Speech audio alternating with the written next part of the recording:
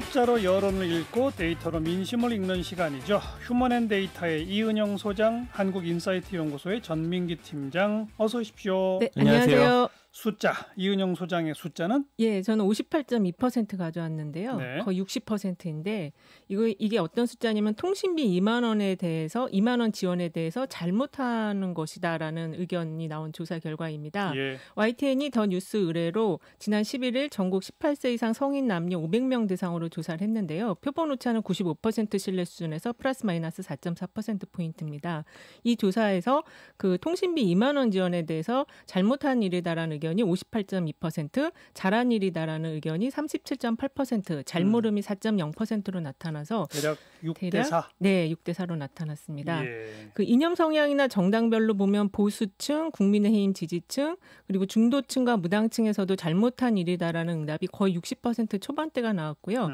국민의힘 지지자는 한 85%로 거의 10명 중 8명이 좀 부정적으로 평가를 했습니다. 예. 그리고 진보층과 더불어민주당 지지층에서는 68% 정도로 과반수 정도가 잘한 일이라고 평가는 했는데요. 예. 그래도 그 부정평가 국민의힘 지지층의 한 85%는 못 미치는 숫자로 나타났습니다. 네. 지역별로는 광주, 전라, 호남 지역에서 가장 높았는데 여기도 한 52% 정도로 나타나서 대다수가 아주 썩 잘했다라는 의견 쪽으로는 지금 나타나지 않고 있습니다. 예. 연령별로는 20대와 40대는 긍정 부정이 엇비슷했고요. 그 외의 모든 연령에서는 잘못한 일이라는 응답이 좀 더 높게 나타났습니다. 네. 야당은 이거 주지 말고 전 국민 독감 백신 무료로 하자 이렇게 예. 하고 있고 지금 뭐 여당은 그걸 조금 수용하겠다 이러고 있는 상황이죠? 네네. 지금 여야정 전부 다 지금 입장이 조금씩 다른데요. 예. 야당은 독감 예방 주사로 지원하자. 그 다음에 정부와 여당 쪽에서는 그냥 그대로 가자 이런 의견인데 여당 안에서도 조금 다른 의견들이 다른 나와요. 목소리들이 나오고 있습니다. 김경수 경남지사도 지금 무료 와이파이망을 확충하자는 좀 다른 주장을 거기에 돈을 폈고요. 쓰자. 그죠? 네. 네. 그리고 이재명 지사도 이게 지금 예. 경제적인 효과, 승수 효과라는 게 없기 때문에 예. 좀 부정적인 의견을 표시를 했습니다. 알겠고요. 네. 2만 원씩 어쨌든 돈 준다는데 60%가 부정적으로 나오는 이유는 뭐라고 보세요? 어쨌든 내가 쓰고 싶은 곳에 돈을 쓰지 못하기 때문에 관심이 없게 되는 거죠. 왜 딱 통신비만이냐 그렇죠. 이런 네, 거군요. 금액도 크지 않은데 비해서 예. 네, 통신비로 딱 한정하니까 그런 것 같습니다. 그렇군요. 여론도 이렇게 안 좋은데 조금 재검토할 필요도 있는데 계속 그렇게 고집하는지 모르겠어요. 그렇게요. 자, 전 팀장 가져온 숫자는? 10명 중 7명입니다. 예. 국민 10명 중 7명이 이번 추석 연휴 이동 제한에 찬성한다는 여론조사 결과고요.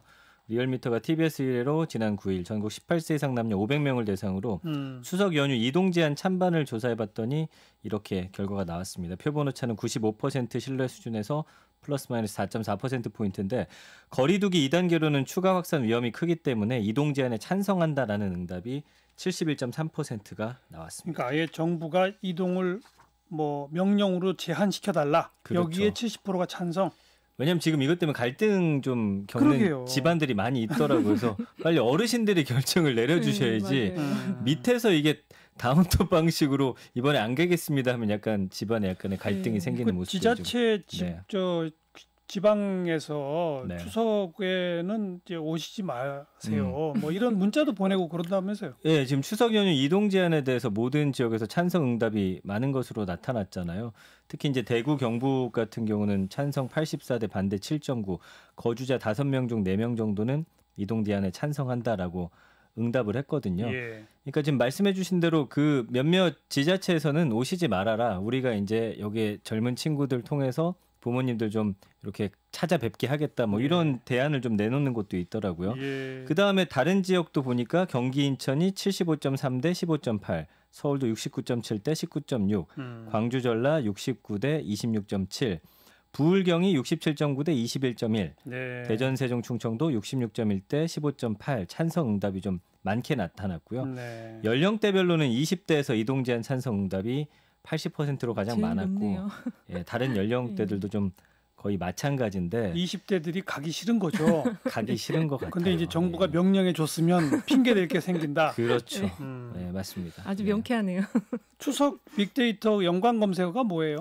그 언급량이 지금 일주일 동안 23만 2천 건이고 지난 1년간 보니까 200만 건 정도 되는데 작년 추석 1년 동안이 한 607만 건이니까 언급량이 한 3분의 1 정도로 확 줄어들었어요. 예, 그리고 일단 그래도 연관어 보면은 선물.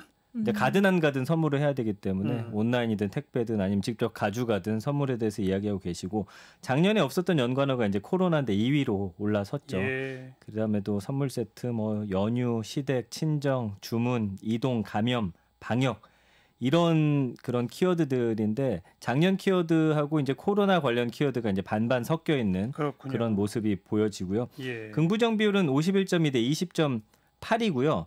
그 재밌는 게 부정 비율에서 갈등이나 고민 이런 것들인데 이게 가야 될지 말아야 될지 원래 갈등이라 하면은 뭐 가족들끼리 잔소리를 한다든지 아니면 뭐 이렇게 용돈을 양가에 얼마나 드릴 것인지 맞아요. 친가 외가에 며칠 이렇게 묵을 것인지 뭐 이런 식의 갈등이었는데 이제는 좀 코로나가 그 갈등의 중심에 놓여 있다 좀 네. 보실 수 있을 것 같습니다. 네. 예, 그래서 작년하고 사실 긍부정 비율은 비슷해요. 오히려 긍정 비율이 올해가 좀 높습니다. 51.2 대 20.8이고 작년은 50.8 대 16.7이거든요. 아무튼 갈등 고민 되더라도 추석 그 긴 연휴는 좋은 거니까 맞아요. 긍정이 당연히 높죠. 근데 이제 과연 그게 문제인 거죠. 고향 가지 말라고 한다고 집에만 있을 것이냐. 저는 좀 그렇지 않을 것 같거든요. 왜냐하면 이제 연관어 중에 여행이라든지 그렇죠. 뭐 일상이라든지 나오거든요. 특히나 아이들 집에서 키우면 5일 동안 집안에 있는데 이건 네. 불가능하다고 보여져서 네.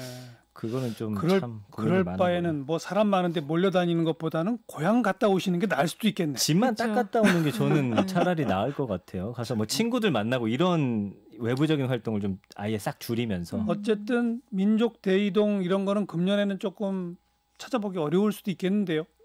근데 모르겠습니다. 저는 좀 줄긴 줄을 거 아니에요. 줄긴 아무튼. 줄겠죠. 근데 이제 네. 기차나 대중교통을 좀 이용 안 하면 오히려 차 쪽은 어떻게 될지는 정확히 좀 지켜봐야지 되지 않을까 저는 그렇게 생각을 하는데요.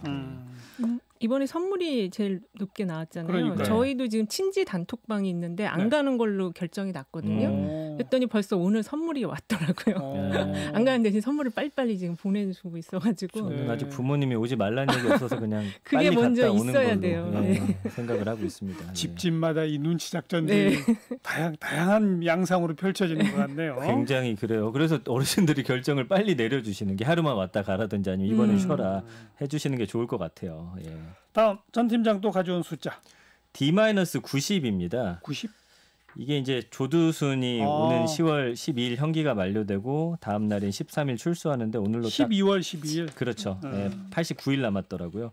그러니까 출소 5년간 성범죄자 알림 사이트에 신상 공개되고 7년간 위치 추적할 수 있는 전자장치 부착하고 또 일명 조두순법에 따라서 24시간 1:1 집중보호 관찰 받게 되는 여러 대책이 준비가 중이고 또 국회에서도 관련 법안들이 잇따라 발의가 되고 있는데 출소 앞두고 좀 굉장히 여론이 들끓고 있고 오늘도 보니까 뭐 계속 언론에서 이 사안 다루고 있더라고요. 예. 네. 청와대 청원 게시판에 조두순 출소 막아달라 20만 명 동의 넘어섰지만 막을 방법은 없다 하잖아요. 맞아요. 2017년 조두순 출소발대 청원 이때도 이제 61만 5천 명 정도가 동의했고 이때도 엄청 많이 했네요. 그랬죠. 당시 청와대 답변은 재심은 처벌받은 사람의 이익을 위해서 청구할 수 있기 때문에 조두순을 무기징역으로 해달라는 재심 청구는 현행법상 불가능하다 이렇게 이야기를 했고요. 예. 사실 지금도 청와대 그 청원 게시판에서 조두순으로 검색하면 이제 관련 청원하고 토론글 한 6천, 7천여 개 글이 올라와 있는데 출소 반대 처벌 강화 관련 내용이 주로 많지만 지금 뭐 법적으로는 어떻게 할 방법이 없다라는 게 지금 그 결론이죠. 예. 빅데이터상 조두순 언급량 또 연관 검색어 어떻게 됩니까? 일단 지난 일주일 언급량이 4만 6천 건이고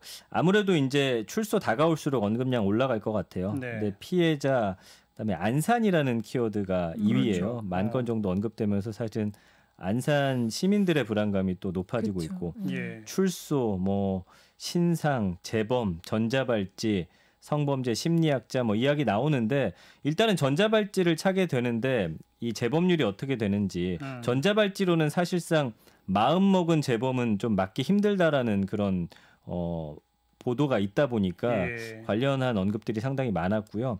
그래서 이제 긍부정 비율 34.3 대 41.9인데 더 강화해야 되고 이런 새로운 좀 방법들을 강구해야 된다. 근데 지금 SNS에서 조두순 신발이라는 키워드가 좀 화제가 되고 있어요. 그게 그러니까 뭐예요?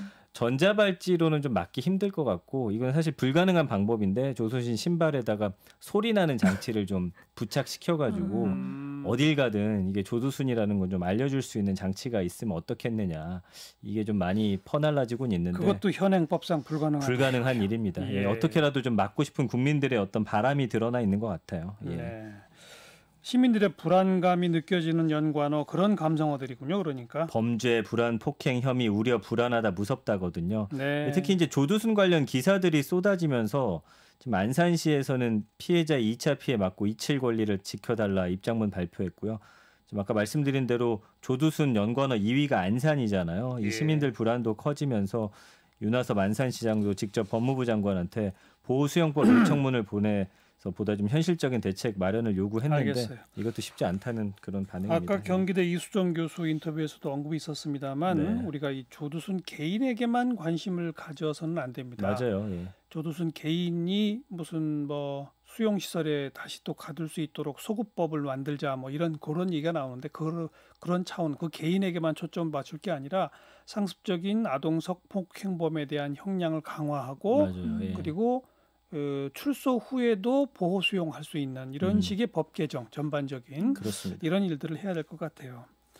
다음 이 소장 가져오신 숫자는? 네, 저는 3.4건을 가져왔는데요. 이거는 최근 4년간 13세 미만 아동을 대상으로 한 성폭력 범죄가 하루 평균 3.4건꼴로 나타나고 있다라는 숫자예요. 정말요? 예, 이게 저도 깜짝 놀랐는데 그리고 재범률도 지난해 대비해서 계속 지금 6.3%로 나타나고 있어서 계속 증가 추세로 나타나는 것으로 나왔습니다. 이게 하루에 3.4건이에요? 그러니까 저도 이게 믿을 수가 없는데 일주일 한 달도 아니고? 예. 이야. 이게 14일 날 국회 교육위 소속 국민의힘 김병욱 의원이 경찰청으로부터 제출받은 자료거든요. 그래서 최근 4년간 13세 미만 아동 대상 성폭력 범죄 발생 건수가 2016년에는 1,083건, 2017년에는 1,261건, 2018년에는 1,277건, 2019년에는 1,374건으로 계속 지금 증가하고 있고요. 이걸 평균으로 했더니 하루에 평균 3.4건.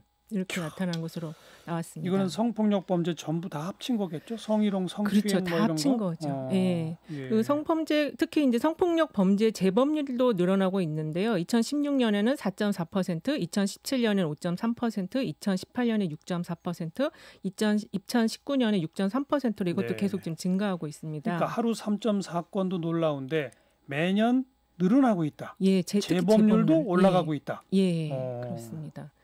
이게 빅데이터 연관어의 재범이나 전자팔찌에서도 볼 수 있듯이 재범 우려가 지금 굉장히 큰데요. 올해 초에 그 법무부가 지난 20년간 검거된 7만 5천 명의 성범죄자와 재범자 2,900명의 특성을 분석해서 그 백서를 발간을 했거든요. 근데 거기에 따른 어떤 특징을 보면은 일단 카메라 이용 범죄가 지금 급증하고 있습니다. 2014년에는 412건이었는데 2018년에 2,388건으로 5.8배가 증가했고요.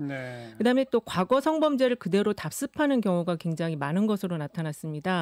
그러니까 재범자 2,900명의 36.5%인 1,058명이 동일 장소를 범죄지로 선택하고 한 것으로 나타나서 조두순에 대한 걱정이 이런 거에 따른 우려감이라고 볼 수가 있을 것 같습니다. 그리고 백서에 따르면은 지하철이나 기차 등에서 성범죄를 저질렀던 사람들 중에서 62.5%가 다시 비슷하게 범행을 저지르는 것으로 나타나서 어쨌든 이런 세 가지 좀 특징이 나타나는 것으로 조사 결과가 나왔습니다. 아까 뭐 법적인 개정 정비가 필요하다는 말씀했는데 국회에 지금 여러 법들이 나와 있기는 하잖아요. 네, 그렇습니다. 현재 지금 이제 여야가 다 지금 준비를 하고 있는데 여당 쪽은 정춘숙 의원 지금 현재 여가위원장이시고요. 김영호 의원, 고영인 의원 이렇게 세 분이 준비하는데 주로 처벌을 강화하는 쪽이고요. 국민의힘 쪽에서는 김병욱 의원이 이제 아까 말씀하신 그 교화를 강화하는 쪽으로 지금 법안을 준비하고 있습니다. 간단히 살펴보면은 정춘숙 의원은 피해 아동의 주거지 학교에 대한 접근 금지를 시키는 것인데 현행 100m 이내거든요. 근데 이거를 1km로 늘리는 그런 법안을 준비하고 있고요. 그다음에 김용호 의원은 13세 미만 그 미성년자에 대한 범죄에는 가석방을 허용하지 않는 종신형으로 처벌하자 이런 법안을 준비하고 있고요. 형량을 대폭 강화하자는 거죠. 알겠어요. 고영인 의원은 전자팔찌를 찬 범죄자는 주거지역 200m 이외의 지역에는 출입을 금지시키는 그런 법안 이걸 내고 있습니다. 하루 3.4건이라는 그런 기가 막힌 숫자를 들으니까 진짜 이런 법 개정 빨리 좀 해야 되겠다 생각이 드네요. 근데 이번에 그게 과연 적용이 조두순 이분에게 적용이 될지는 모르겠어요. 소급할 수 있는 법안도 나와 있긴 한데 네네. 뭐 그건 저 별개로 하더라도 전반적인 형량 강화 이 법 개정이라도 꼭 좀 돼야죠. 네, 그렇게 되길 바라겠습니다. 휴men앤데이터 이은영 소장, 한국인사이트 연구소 전민기 팀장 수고하셨어요. 네, 고맙습니다. 감사합니다.